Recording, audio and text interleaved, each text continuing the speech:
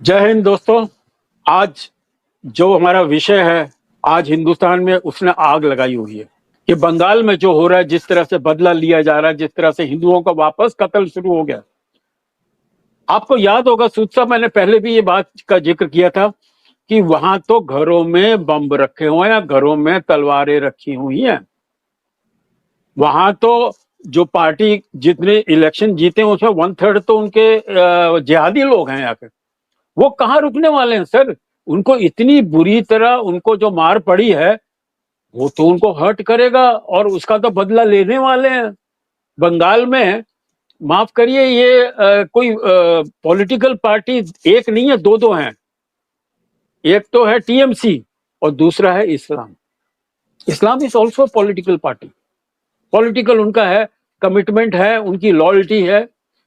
वो लोग तो अभी और आग लगाएंगे। वो नहीं चाहेंगे कि बंगाल का तरक्की हो। मोदी जी अगर ये कह रहे हैं कि भैया बदला नहीं चाहिए, हमें बढ़ाना है, हमें तरक्की करनी है बंगाल की, सर वो तभी होगी जब ये गंदगी को, नेगेटिव फोर्सेस को वहां से गायब किया जाए। मोदी जी प्लीज याद रखिए कि आज हजारों लोगों की जान गई है वहां पर इस स्थिति में आने के लिए। वो लोग अपनी जान पे खेल के उन्होंने वोटिंग की है, जान पे खेल के उन्होंने बीजेपी को हेल्प किया, जान पे खेल के उन्होंने देश के साथ गए हैं वो लोग। लेकिन उनको ये नेगेटिव फोर्सेस नहीं ठीक रहने देंगे। हर रोज एक मर्डर हो रहा है वहां पर, हर रोज एक मर्डर हो रहा है। और ये मर्डर खाली हिंदुस्तान में नहीं, ये मैं वापस बोल रहा हूं कि ये प्लानिंग सारी अक्रॉस द बॉर्डर बांग्लादेश से हो रही है, पाकिस्तान से हो रही है, और प्रोफेशनल लोग ये काम कर रहे हैं आके। सर इनको जब तक हटाएंगे नहीं, तब तक मुझे नहीं लगता कि कोई भी बंगाली अपने आप को सेफ समझेगा और कुछ वो कर पाएगा जो उसको करने की अभी इच्छा है। वापस अस्तित्व हमारा वापस आया बंगाल का, वापस वो उनको प्राइड आ रहा है, वापस श्री राम की बात कर रहे हैं, वापस वहां पर दुर्गा माँ के मंदिर खुल रहे हैं आके। लेकिन ये लोग जो बैठे हैं खाली पैसे कमाने के लिए, करप्शन करने के लिए, वो आपको चैन से नहीं रहने देंगे और वो लोग करते रहेंगे जब तक उनको गायब ना कर दो हिंदुस्तान से। सर ये आज जरूरत, ठीक है, बड़प्प बढ़ाई के लिए ये बदला बहुत जरूरी है। उधर देखो, आपको मैं एक बात बता दूं, पीएम जो है वो देश को चला रहे हैं। पीएम ये तो नहीं कहेंगे ना कि यहाँ पे बदला लो। पीएम कहेंगे देश को बदलो, देश में प्रोग्रेस करो, ये उनकी ड्यूटी बनती है, ये उनका कार्य बनता है। लेकिन यहाँ देश का बदला, देश में बदलाव इस तरीके से हो नहीं पाएगा। ग्रास रूट लेवल पे आपको डिफरेंट तरीके से काम करना पड़ेगा। ऐसी बात नहीं है जब हिंदुओं को मारा जा रहा है तो हिंदू भी वहां बदला ले रहे हैं। आज हम चुप नहीं बैठे, हमें खुद के वहां पर कंट्रोल करना पड़ेगा और जो जिहादी हैं उनको यहाँ से भगाना पड़ेगा। देखिए, एक घर में जो इनका मिनिस्टर था उसके घर में रेड हुई, जो ममता बनर्जी का मिनिस्टर था, वहां पे तलवारें मिली। फिर एक और जो एमपी जीता था यहाँ से, जो इलेक्शन को एमएलए जीता जो इलेक्शन बीजेपी का, उसके भाई का मर्डर कर दिया। और यहाँ पे चलता रहेगा। ये देखिए बाज नहीं आएंगे, क्योंकि इनको बहुत सालों से आदत यही पड़ी हुई है, मर्डर करने की पड़ी है, लोगों को लूटने की पड़ी है, और अब हार के ये चुप तो बैठेंगे नहीं। देखिए, कुछ को तो वहां पे सबक सिखाया जा रहा है हिंदुओं के द्वारा। और दूसरी बात है कि ममता बनर्जी गद्दी छोड़ने को तैयार नहीं है, वो तो अलग इशू है, उनको गद्दी तो छोड़नी पड़ेगी। जाएंगे कहाँ, वो तो उनके पास कोई रास्ता नहीं है। लेकिन उनका एक पर्पस है, एक मैसेज भेजा उन्होंने पार्टी के लोगों को, यहाँ पे हल्ला गुल्ला करो, यहाँ पे वायलेंस करो, यहाँ पे मर्डर करो, यहाँ पे इंस्टेबिलिटी लाओ। और यही उनका हमेशा से कार्य रहा है। जब पावर में थी तब भी ये काम करती थी, तो हिंदुओं के खिलाफ पावर के यूज करके उनका मर्डर कराया करती थी, रेप कराया करती थी, घर लुटवाती थी, लेडीज को वहां से उठवा लिया जाता था और लोगों को मारा जाता था। स्पेशली हिंदूज को, मंदिर को बंद रखा जाता था, इवन हाई कोर्ट के ऑर्डर के बाद। लेकिन आज ममता बनर्जी सीट छोड़ने को तैयार नहीं, और ममता को लग गया कि मैं तो चली गई। अब ममता बनर्जी के जो कुछ मिनिस्टर हैं उनके खिलाफ करप्शन के चार्जेस है, उन पर एक्शन लेने की तैयारी की जा रही है। इवन ममता बनर्जी के कुछ जो मिनिस्टर्स हैं उन्होंने जिस तरीके से लूटमार की है, उनके खिलाफ एक्शन दिया जा रहा है। फिर ममता बनर्जी जो यहाँ पे लोग को रिप्लॉय किया था, जो उनके रिटायर हो गए थे, जो ब्यूरोक्रेट, उनको अप्लाई किया था, उनको वहां के चीफ सेक्रेटरी कह दिया इनको ऑफिस में आने की जरूरत नहीं है। और इवन ममता बनर्जी के घर पे पुलिस ने पूरा कब्जा कर लिया है। और ममता बनर्जी वहां पे गद्दी छोड़े ना छोड़े। देखिए, मैं आपको एक इंसिडेंट बताता हूँ। इंदिरा गांधी जब इलेक्शन हार गई थी तो इंदिरा गांधी से लोगों को उम्मीद थी कि इंदिरा गांधी पावर छोड़ेगी नहीं। लेकिन जबकि इंदिरा गांधी के पास पूरी सिक्योरिटी फोर्सेस थी, डिफेंस फोर्सेस थी, उनके पास पूरी की पूरी एस्टेब्लिशमेंट थी, और इंदिरा गांधी अगर गद्दी ना छोड़ती तो उसको कोई भी अपोज ना करता जो लोग पावर में बैठे थे। लेकिन ममता बनर्जी के पास न तो पुलिस है, पुलिस भी उनका साथ छोड़ चुकी है, और ना सिर्फ इनके पास बैठे हैं कुछ अपने गुंडे, उन कुछ उसमें से बंद है, बाकी बाहर पड़े हुए हैं, और यहाँ पे पूरी कोई इनके पास कोई भी सपोर्ट नहीं है कि यहाँ गद्दी में बैठे। लेकिन ये सिर्फ गद्दी का शोर इसलिए मचा रहे हैं कि यहाँ पे इंस्टेबिलिटी हो, और साथ में अखिलेश यादव यहाँ पे आने वाले, एक बहुत बड़ी रैली करने की तैयारी की जा रही है ताकि लोगों को सारे बताया जोकर जाए। एक साथ। फिर आपके तेजस्वी यादव आएंगे, फिर राहुल गांधी के आने की बात की जा रही है, यहाँ पे आकर के शोर बजाएंगे, क्योंकि चोर कॉमेडी शो, बजाए शोर, वो तो चलेगा। कॉमेडी लेकिन कॉमेडी शो, हाँ, कॉमेडी शो करेंगे लेकिन सर, इस टाइम पे, मैंने एक और भी बात की थी, मैंने पिछले चैनल के अंदर, कि अगर यहाँ पे बीजेपी को रूल चलाना है तो सबसे पहला काम करना पड़ेगा जो जिहादियों हैं उनको सबक सिखाना पड़ेगा। अगर हम इनको ऐसा ही छोड़ देंगे तो ये दोबारा से इकट्ठे होकर के हमला करेंगे हमारे पास, क्योंकि 40% वोट तो भी ममता बनर्जी के पास है। देखिए, जब हिंदुस्तान बना था, तो जब पार्टीशन हुआ था, तो जो मुस्लिम थे वो पाकिस्तान के अंदर जाने थे, और जो हिंदू थे वो इंडिया के अंदर। वेस्ट में तो हिंदू वहां से आ गए, उनका जितना मार काट हुआ आप इमेजिन नहीं कर सकते, लेकिन गाड़ियां काट काट के भेजे गए। जब यहाँ से गवर्नमेंट से उम्मीद की गई गवर्नमेंट कुछ करे, गवर्नमेंट कुछ कर नहीं रही थी, क्योंकि मुस्लिम लीग सपोर्ट कर रहे थे सारे मुस्लिम, और हिंदू सोचते थे कि हमारी कांग्रेस पार्टी है, ये में सपोर्ट करेगी। लेकिन यहाँ पे गांधी बैठे थे, नेहरू बैठे थे, जो खुद मुस्लिम को सपोर्ट कर रहे थे, तो मुस्लिम का जो कर रहे थे अत्याचार, तब तो ठीक था। लेकिन जब हिंदुओं ने एक गाड़ी काट के, वो आरएसएस सिखों ने गाड़ी काट के भेजी पाकिस्तान में, तो सारे के सारे जो गाड़ियां आ रही थे, सारे हिंदू सेफ आ गए। लेकिन बांग्लादेश के, और जो लोगों ने बांग्लादेश का या पाकिस्तान के टुकड़े कराए थे, या हिंदुस्तान के टुकड़े कराए थे, वो हिंदू तो आ गए, लेकिन जो मुसलमान थे हिंदुस्तान के अंदर रह गए, स्पेशली ईस्ट के अंदर, वेस्ट बंगाल के अंदर। और ये जो मुस्लिम है, इन्होंने दोबारा जिहाद चला दिया कि यहाँ पे गजवा हिंद होगा। इवन आज पाकिस्तान से जब लोग आते हैं या वहां से मुस्लिम हैं जो दूसरे एरिया के अंदर गजवा हिंद की बात करते हैं, तो ये गजवा हिंद बनाने के लिए इंडिया के अंदर आ गए, और आज भी इनकी लॉयल्टी हमारे साथ नहीं है, इंडिया के साथ नहीं है। तो इनको यहाँ से भगाना, स्पेशली भगाना मुसलमानों को जो थे बांग्लादेशी, उनको भगाना, इन पे अटैक करना बहुत जरूरी है। जब तक हम इसको डिमोनेटाइज नहीं करेंगे ये हटेंगे नहीं। एक मैं सुन रहा था एक मौलाना की बात, किसी ने उससे क्वेश्चन किया कि यहाँ पे कुछ लोगों ने चक्कू मार दिया है हिंदुओं के ऊपर। कहता देखिए, एक बात है, ये चक्कू मारने का एक पर्पज है कि इससे क्या है, मुसलमानों जो है ना, वो हिंदुओं के अंदर डर पैदा करना चाहते हैं। तो यही डर हमें मुसलमानों करते हैं। हाँ, तो हमको ये डर मुसलमानों के अंदर क्रिएट करना पड़ेगा, उनको मार मार के भगाना पड़ेगा, चक्कू मारना पड़ेगा, जो मर्जी करे, लोगों को खुद काम करना पड़ेगा। मैं आपको बताऊं, बॉर्डर के अंदर एक विलेज है जहां पे कुछ हिंदुओं ने एक मुसलमान को पीटा वहां पे, क्योंकि मुसलमान ने इनको पहले लूटा था, इनकी गाय को लूटा था, तो उसकी गाय लूट करके भी हिंदू चले गए। क्योंकि अब इनको सबक सिखाना जरूरी है, बदला तो लेंगे। जब हमारे साथ ज्यादती हुई है, हम वो तो है नहीं गांधी वाले। गांधी कहते थे अगर आपके एक गाल पे थप्पड़ मारो तो दूसरा गाल आगे कर दो। वो एक सबक थे हिंदुओं के लिए कि मुसलमान मारे तो आप दूसरा गाल आगे करके पिट जाओ। अगर किसी ने गांधी को थप्पड़ मारा तो गांधी को पता चलता। हाँ, ये ममता का जो दिमाग खराब हुआ है कि भैया जो कॉन्स्टिट्यूशन के अगेंस्ट जा रही है, आज 7 तारीख है, आज उसका नौकरी खत्म हो रही है, उसको आज गद्दी छोड़नी पड़ेगी। नहीं छोड़ेंगे तो उसको निकाल। मुझे लगता है ये ब्लंडरस जो एक सजेशन दिया है, आइडिया जो उभरा है, टिपिकल ये राहुल गांधी का। और उसमें ऑपोजिशन कौन थी? हाँ, ऑपोजिशन कौन सी ऑपोजिशन है? बोलिए। हाँ, उदय, एक और बात सुनो। ऐसा है कि ममता बनर्जी का वैसे भी दिमाग उल्टा ही चलता था, जब पावर में तब भी उल्टा दिमाग चलता था। मैं तुम्हें और बता दूं, एक इंसिडेंट हुआ आपको कि एक बार जैसे आपके अखिलेश यादव जब पावर से बाहर निकला, तो जब छोड़ना था सीएम का हाउस, तो उसने वहां से सारा का सारा घर तोड़ दिया, टूटी तक उठा के ले गया, तो इसका नाम रखा गया टूटी चोर। जब तेजस्वी यादव को डिप्टी सीएम की सीट से हटाया गया, तो उसने क्या किया, जो जिम था उसके घर के लगा, जो ऑफिशियल जिम था, उसको पूरा उखाड़ के चले गए, नीचे से कारपेट को फाड़ दिया, गमले उठा के चले गए। तो ये तो है इस मेंटेलिटी के। लेकिन एक और बात तो आपको बताऊं, इंसिडेंट की राव का एक चीफ था AK वर्मा, वो रिटायर हो गया। रिटायर होने के बाद जब दूसरा चीफ आया वहां पे, तो इसने अपना घर खाली नहीं किया, क्योंकि जो राव के चीफ का घर होता है वहां पे बहुत से इक्विपमेंट लगे होते हैं जो उसको रेगुलरली इंफॉर्मेशन देते हैं, मॉनिटरिंग की जाती है जिससे। तो जो नया चीफ था वो हेल्पलेस था, मैं क्या करूं, PM को तो जाके हम कंप्लेंट करेंगे नहीं इस बात की। तो अल्टीमेटली उसने कहा आप इसके घर का पानी बिजली बंद कर दो। जब उसके घर का पानी बिजली बंद कर दिया तो उसको वहां से भागना पड़ा।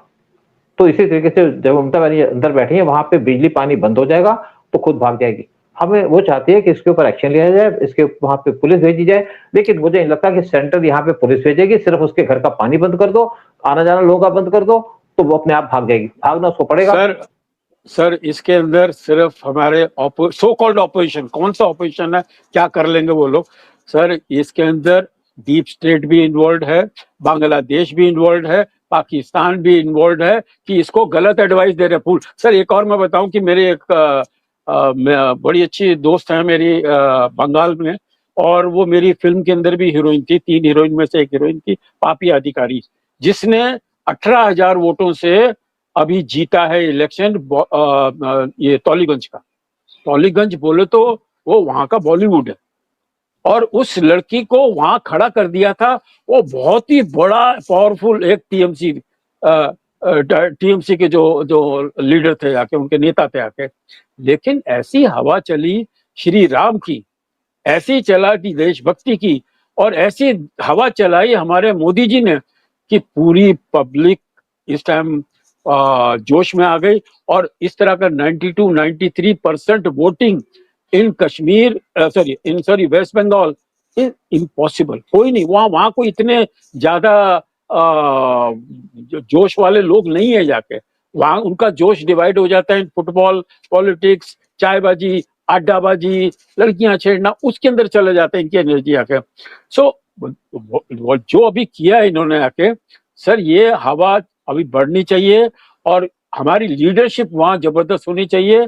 एकदम अपना हेमंत बिश्वा शर्मा जैसे लीडर आना चाहिए, जो वहां पर पूरा क्लिनसिंग करे, और यहाँ के जितने बांग्लादेशी और रोहिंग्यास हैं उनको चुन चुन के वहां से बॉर्डर के बाहर फेंको, या उनको बोट में डालो, या उनको नदी में फेंको। उनको भगाना पकड़ेगा बहुत जरूरी, नहीं तो ये लोग तंग करते रहेंगे। वैसे उदय एक बात बता दूं आपको, आपने कहा वहां लीडर, मुझे लगता है कि शुभेंदु अधिकारी का नाम फाइनल हो चुका है सीएम की सीट के लिए, क्योंकि ये ममता बनर्जी के साथ थे जब वहां पे एजिटेशन स्टार्ट हुई थी कांग्रेस के खिलाफ। लेकिन बाद में इन्होंने उसके 1 साल के बाद छोड़ दिया उसको, ममता बनर्जी के एटीट्यूड की वजह से। और आज जिस तरीके से ममता बनर्जी को 2 सीटों पे हराया, उससे इनका पूरा बनता है कि वहां के सीएम। देखिए दूसरी बात यह है कि हमारी जो सेंट्रल गवर्नमेंट है, ये सेंसिटिव एरिया है, वेस्ट बंगाल का सेंसिटिव एरिया है। यहाँ पे कोई पॉलिटिक्स खेलने की जरूरत नहीं है। यहाँ पे कोई ये नहीं है कि आप किसी को लाके बिठा दो, जैसे इन्होंने राजस्थान के अंदर किया।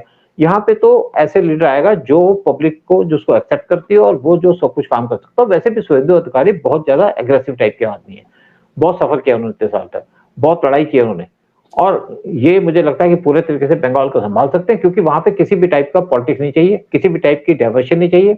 और मैं बात कर रहा था किसी पॉलिटिशियन से, वो कहते हैं इनका नाम ऑलमोस्ट फाइनल हो चुका है, इसमें कोई डाउट की बात नहीं, क्योंकि सेंटर कोई यहाँ पे गलती करना ही चाहती। एक गलती बड़ी भारी पड़ सकती है, क्योंकि यहाँ पे जो भी 40% सीटें तो ममता को ही मिली है, और 42% मिली है बीजेपी को। लेकिन दूसरी बात है कि जो शुभेंदु अधिकारी है वो ग्राउंड सिचुएशन समझते हैं, ग्राउंड में सब कुछ देखा उन्होंने, देखा कहाँ बांग्लादेशी, तो ये वहां पे खुल के काम कर सकते हैं। और नेचुरल बात है, जैसे आपने कहा, बांग्लादेशियों को भगाना प्राइम है। और वैसे भी बांग्लादेश के कुछ मिनिस्टर ने कहा है कि बड़ी प्रॉब्लम हो जाएगी अगर बीजेपी आएगी, प्रॉब्लम तो होगी। तो फिर एक दूसरे मिनिस्टर ने कहा कि अगर बांग्लादेशियों को भगाएंगे तो यहाँ पे कुछ हमारा झगड़ा हो जाएगा इंडिया से। भाई झगड़े की धमकी मत दो हमें, हम तुम्हें डील कर सकते हैं। हमने पाकिस्तान को सिखा दिया था सबक ऑपरेशन सिंदूर में। और अगर इनको, जिसको बांग्लादेशियों को पकड़ना है, इनको वहां बनाने चाहिए कैंप, जहां पे कैंपों के अंदर रखे जाएं। सुबह 2 रोटी दे दो, शाम को 2 रोटी दे दो, 1 गिलास पानी दे दो, खत्म।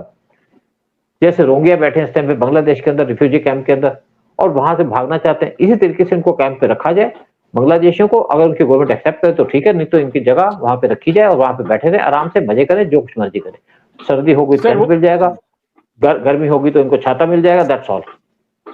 नहीं बिल्कुल। और मैं जो पापिया अधिकारी की बात कर रहा था कि इससे पहले भी उसने इलेक्शन लड़ा था, और वहां उस टाइम उसने मुझे किस्से सुनाए थे कि किस तरह से रोहिंग्यास और बांग्लादेशी और ये टीएमसी वाले आके औरतों को मारते थे। सर ये औरतों को जो इन्होंने जुर्म उठाए हैं, इन्होंने औरतों को जिस तरह से मारा है, ये गुस्सा औरतों का निकला। अभी फाइनली उनके अंदर दुर्गा जागी है, फाइनली वो लोग ने रिएक्ट किया है। और अब ये देखिए, मिकल से पापिया ने बहुत अच्छा किया कि उनके जो सबसे बड़े लीडर टीएमसी को, उसको उड़ा दिया या 18,000 वोटों से। एंड अभी सर ये बांग्लादेश का जो प्रॉब्लम चल रहा है, ये आपको you have to handle it with iron fist. देखो आपको मैं बता दूं, गवर्नमेंट ने कहा था बांग्लादेशी को भगाएंगे, कहा बहुत कुछ था, लेकिन दिल्ली में भी आज बहुत से बांग्लादेशी बैठे, यहाँ पे बहुत से कॉलोनीज है। जब देखो एक्चुअली जब यहाँ पे इलेक्शन हुआ, इलेक्शन के टाइम में जितने सफाई वाले थे सारे मुस्लिम थे, बांग्लादेशी थे। और भाग करके इनको ममता बनर्जी ने पैसे दिए, टिकट दिए और उनको पैसे दिए कि आप आओ, और ये सारे के सारे बांग्लादेश भाग गए, वेस्ट बंगाल भाग गए इन वोटिंग डालने के लिए। उसके बाद जितने भी हिंदू थे, कोई लड़कियां घर में काम किया करती थी, चाहे दिल्ली में हो, चाहे दिल्ली के बाहर हो, चाहे राजस्थान में, चाहे गुजरात में, उनको आरएसएस ने तैयार किया कि जाओ आप और वोट डालो। वो अपने पैसे से वहां पे वोट डालने चली गई और उन्होंने जिस तरीके से सपोर्ट किया है, क्योंकि उन्होंने कहा हमारे लिए लास्ट चांस है, अगर ये मिस हो गया तो हमें अगला चांस नहीं मिलेगा, और उन्होंने बीजेपी को वोट डाल करके ममता बनर्जी को हरा दिया। तो आज हिंदू जागा है। दूसरी तरफ जो है, ये जो बैठे थे मुसलमान, जो रोहिंग्यास बैठे हैं दिल्ली के अंदर, बांग्लादेशी बैठे, इनको दिल्ली गवर्नमेंट को भी इनके खिलाफ एक्शन लेना पड़ेगा। अगर दिल्ली गवर्नमेंट एक्शन नहीं लेगी तो यहाँ पे बांग्लादेशी यहीं पे बैठे रहेंगे, जमे रहेंगे, और जो सोसाइटी से काम करते थे, जो सफाई वाले काम करते थे, इनको सोसाइटी वालों को मना करना पड़ेगा कि आपके कल आने की जरूरत नहीं है, ताकि वापस बांग्लादेश आए, इनको एम्प्लॉयमेंट नहीं मिलेगी। जैसे असम के सीएम ने कहा था, जो रिक्शा वाला हो, आप मुसलमान रिक्शा वाले की रिक्शा मत बैठो, हिंदू की रिक्शा में बैठो, चाहे आपको 1 रुपया फालतू देना पड़े। तो ये जो बांग्लादेशी इस टाइम पे दिल्ली के अंदर घूम रहे हैं या वेस्ट बंगाल में अंदर घूम रहे हैं, इनको यहाँ से या तो वैसे भगाना पड़ेगा या मार मार के भगाना पड़ेगा, और गवर्नमेंट को बड़े स्ट्रिक्ट एक्शन लेने पड़ेंगे। सिर्फ लेक्चरबाजी से कुछ नहीं होगा। चाहे मोदी हो, चाहे अमित शाह हो, इनको बात रियलाइज करनी पड़ेगी और बतानी पड़ेगी कि आपको बांग्लादेशियों के खिलाफ सख्त एक्शन लेना पड़ेगा, नहीं तो हमारा देश बर्बाद हो जाएगा। हमारी डेमोग्राफी तो चेंज कर चुके हैं, लेकिन अगर और ज्यादा चेंज करेंगे तो हमें दिक्कत होगी, और यहाँ पे रहेंगे तो दिक्कत करेंगे वेस्ट बंगाल की गवर्नमेंट के लिए भी, और दिक्कत करेंगे बाकी पार्ट्स ऑफ इंडिया के अंदर भी। क्यों? कि ये जो हारे हुए लोग हैं, ये बहुत इस टाइम पे घबराए हुए हैं, परेशान है।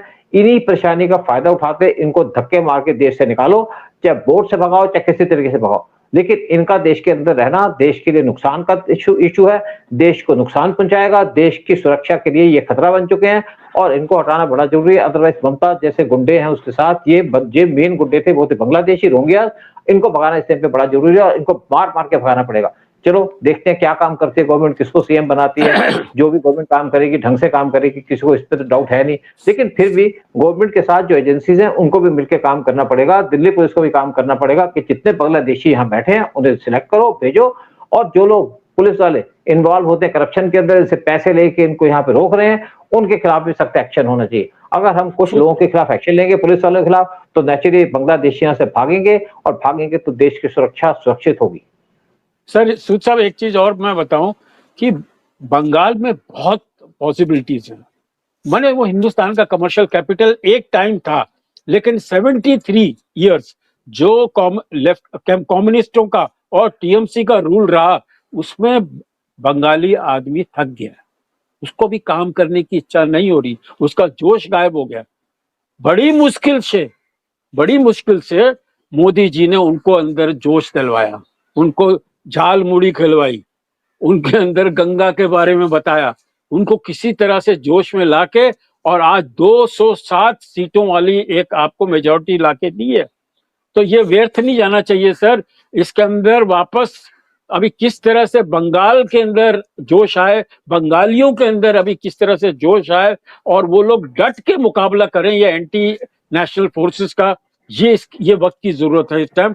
एंड आई एम श्योर इनकी दशा भी सीधी होगी और दिशा भी अच्छी होगी बंगाल की, and Bengal will be again back to being a Sonar Bangla देश। बिल्कुल यही उम्मीद करते हैं कि बंगाल एक्चुअली क्या है कि हमारी जीडीपी के अंदर जो कंट्रीब्यूट करता है इस टाइम पे सिर्फ 5.5% कंट्रीब्यूट करता है, जबकि कुछ साल पहले, यानी कि आज से जब कम्युनिस्टों के आने से पहले, बंगाल का जो कंट्रीब्यूशन था 10% से ज्यादा था।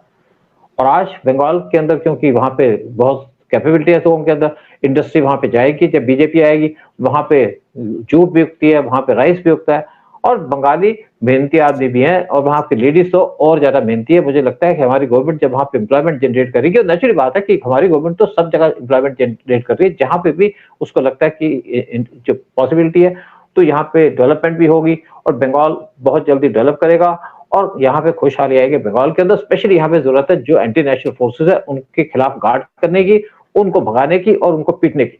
बगैर वायलेंस के हम कुछ कर नहीं पाएंगे। हम अगर पीसफुल रहेंगे कि हमारे एक गाल पे थप्पड़ मारो, दूसरा गाल आगे कर देंगे। गांधी चले गए, गांधी गए पहाड़ के अंदर, गांधी ने जितना नुकसान किया देश का किसी ने नहीं किया, जितना नुकसान देश का किया है जवाहरलाल नेहरू ने किसी ने नहीं किया, जितना नुकसान देश का कांग्रेस ने किया है, जो अपने आप को कहती है हमने इंडिपेंडेंस दिलाई है, किसी ने नहीं किया। बहुत सी चीजें बता सकते हैं, क्योंकि आज देश हमारा है, देश बिलोंग करता है हिंदुओं को, और हिंदुस्तान हमारा है आज। लेकिन एक और बात है कि वेस्ट बंगाल से एक जिहादी लेडी वो पावर से हट गई, दूसरी तरफ तमिलनाडु के अंदर जो एक बहुत हेटिंग, जो हिंदू को हेट करता था, स्टालिन, वो पावर से हट गया। और तीसरा जो केरला के अंदर कम्युनिस्ट पार्टी का लीडर था, कम्युनिस्ट पार्टी थी जो हिंदू हेटर थी, वो पार्टी वो पावर से हट गई। तो देश में बदलाव तो आ रहा है और हिंदू इस टाइम पे जाग रहे हैं। तभी तो फारूक अब्दुल्ला जैसे लोग कहते हैं कि हम पाकिस्तान नहीं जाना चाहते, पाकिस्तान नहीं बनने देंगे, क्योंकि तुम्हारे पास ऑप्शन कौन है, तुमसे पूछ कौन रहा है। तो आज देश प्रोग्रेस करे, देश के अंदर हिंदू राज हो। और वैसे भी किसी लीडर ने कहा कि इंडिया तो हिंदू राष्ट्र है ही, सिर्फ इसको नाम देने की जरूरत है। प्रोग्राम खत्म करते हैं। जय हिंद, जय भारत।